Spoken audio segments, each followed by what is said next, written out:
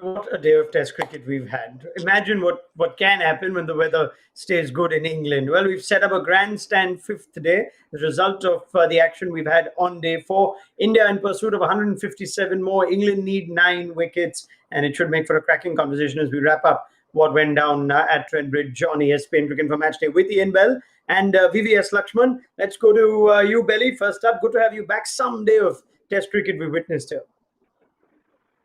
Cricket, and as you said, like the weather, the rain has stayed away, which is nice in this country. So, but brilliant. Yeah, it's been plenty of action with the ball, and balls been moving around, but and made batting conditions particularly hard. But we've seen a great 100 from Joe Root, and then also the way India have just played in that last an hour there. I mean, that was a real.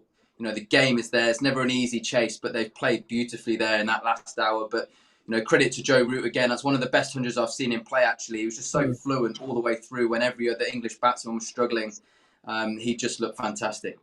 Yeah, I'm going to come to a little more into that, and whether that is indeed the finest knock you've seen of Joe Root. You've seen more of Joe Root than I certainly have. Laxman, that's a Test 100 of the highest quality, isn't it, from Joe Root?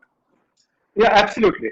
A knock of highest quality, great exhibition of temperament and technique, and also a captain's knock, because we can't ever forget that as a captain, he's been under tremendous pressure. There's been so much talk about the England batting lineup, how brittle it is, how much responsibility lies on his shoulder. But not once have you seen him go into a shell.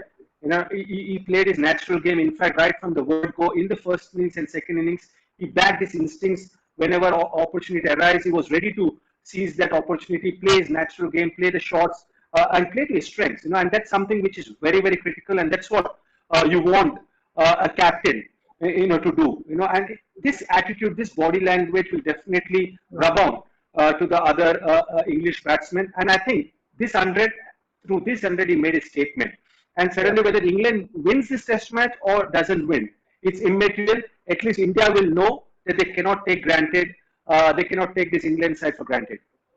What makes this 100 so special, Benny?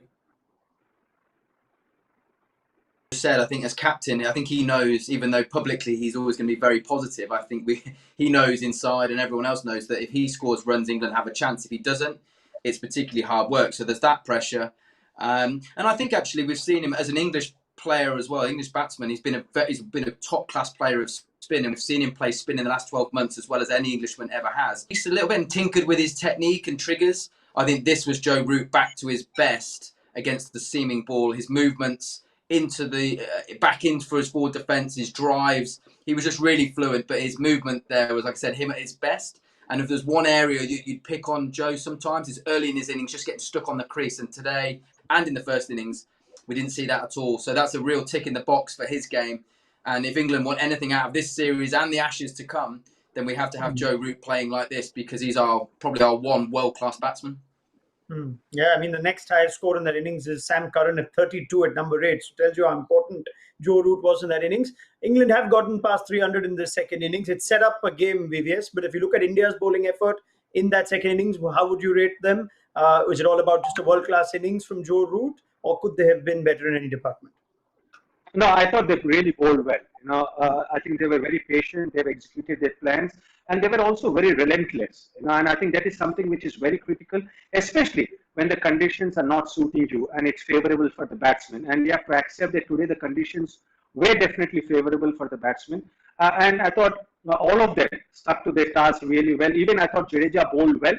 The only if at all, improvement I would like to see is how to bowl in tandem.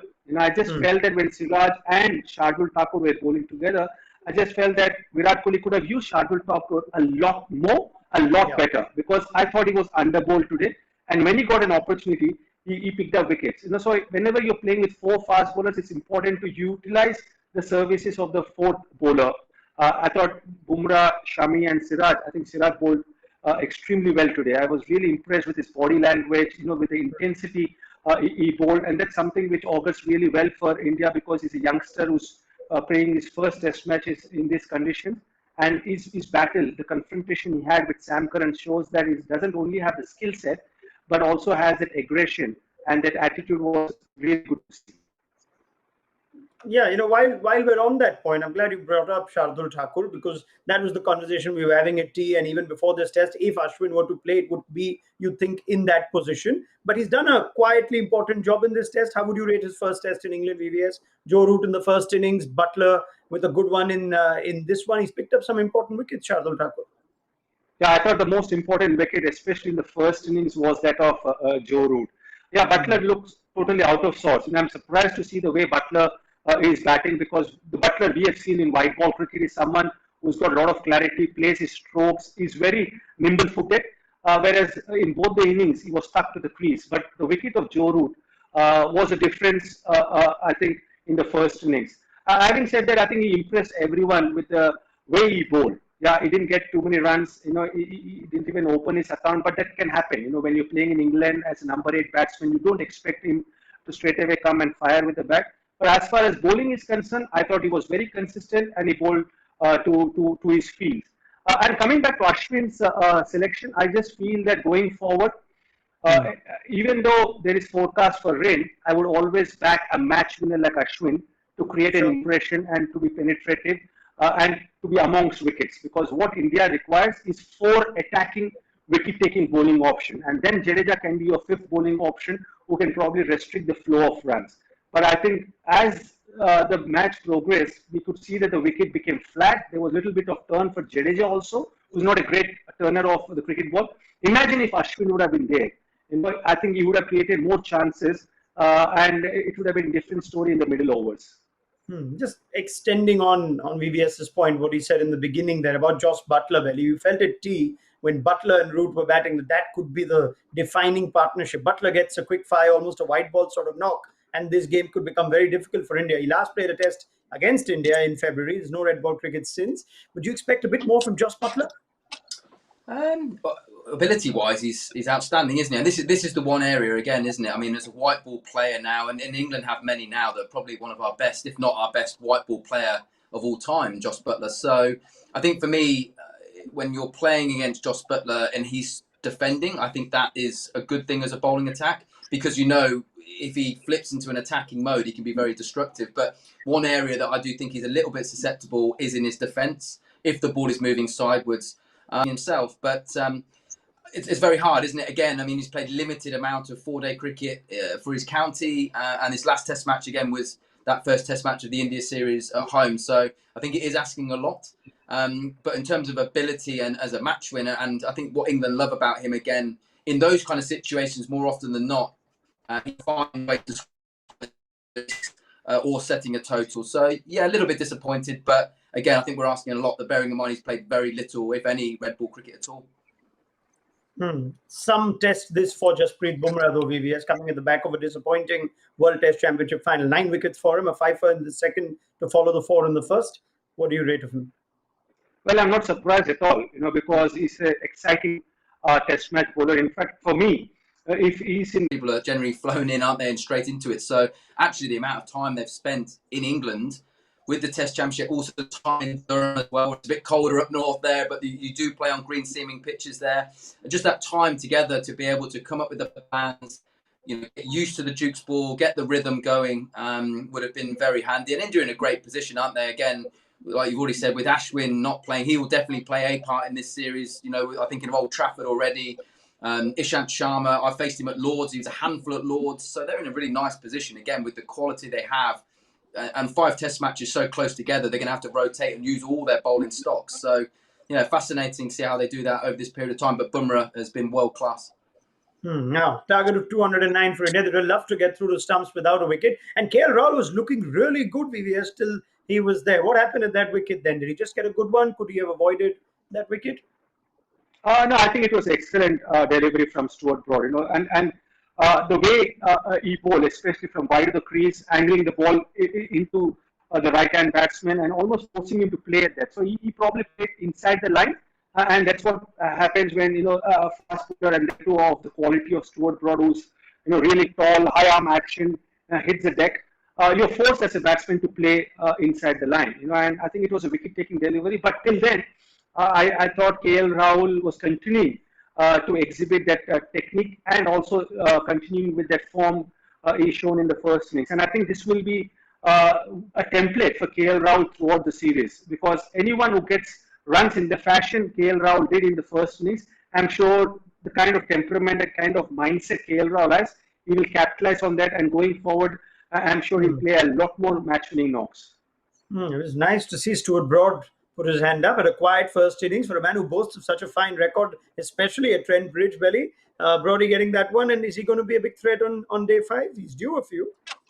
He is, and I completely agree. I thought that was an absolute beautiful delivery. The only way to get out was to miss it. That was a real jab. I had to play at the ball. And Brody is like that. He bowls in spells, doesn't he? I think he goes through periods where he might get no wickets, and then all of a sudden, if he gets on a bit of a run, you feel like he's more that kind. When something's going, the crowd starts getting behind him. All of a sudden, I've seen it in Ashes cricket a lot, where he can suddenly just go, turn a 5 for into a 6 for, a 7 for. So from England's point of view, they're going to need something like that. I mean, I felt that was a big hour's play tonight, and I thought India, the noise was up, the crowd was up. England came and thrown everything they had at India, and they just technically played really well. So they'll be really happy tonight. But yeah, more of the same from Stuart Broad tomorrow.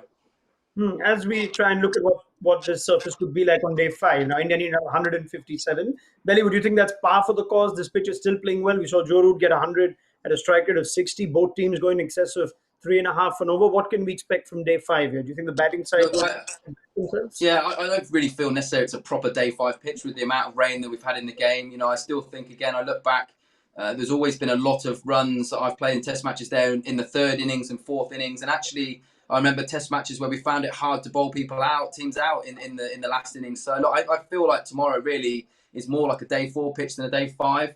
And the fact they don't have a spinner. So again, if the sun is out tomorrow and there's no swing, it really does come into India's favour. So from England's point of view, they're going to have to start well. We need 2 wickets early and try and get a bit of momentum and rhythm and put the pressure back on India. But it has to be the first hour has to go to England. For what it's worth, even that last ball boundary and that clip before that from Pujara would make him sleep a lot better tonight, you'd think, VVS. Yeah, absolutely. I thought he was moving much better than what we saw him in the first innings. And I think it's a great opportunity for Pujara to redeem himself. It's again not to prove his critics, but just to himself that he's a match winner. And he has been a match winner for India for so many years. And I'm backing this Indian team to win this test match. Yes, the first spell will be very crucial. I'm sure both the experienced fast bowlers, Jimmy Anderson and Stuart Broad, know how important the first spell will be. And they will be attacking the stumps. They will try their best to break this partnership and get into Virat Kohli early on and try to get his wicket. But if that doesn't happen, then I'm thinking that the kind of quality and experience this Indian team has, they will cruise through this, this match, and they will win this match comfortably. But a lot will depend on the first 1 hour's play. And I hope that Pujara continues to bat the way he batted this evening. And even if he gets to a half century tomorrow, it will be really good for him and also for Indian team, because batting at number 3 is a very crucial position if you have to win in England. Yeah, I mean, you think if we do get enough cricket tomorrow, 157 is very much gettable, assuming you're backing India. On the other hand, we should never second guess VVS Laxman's cricketing acumen, who said it'll take about 90 overs to dismiss England in their 3rd innings. It took 85 and a half. And Ian Bell, if I have to ask the same question to you, how many overs do you think England need to get 9 Indian wickets? What are you going to say?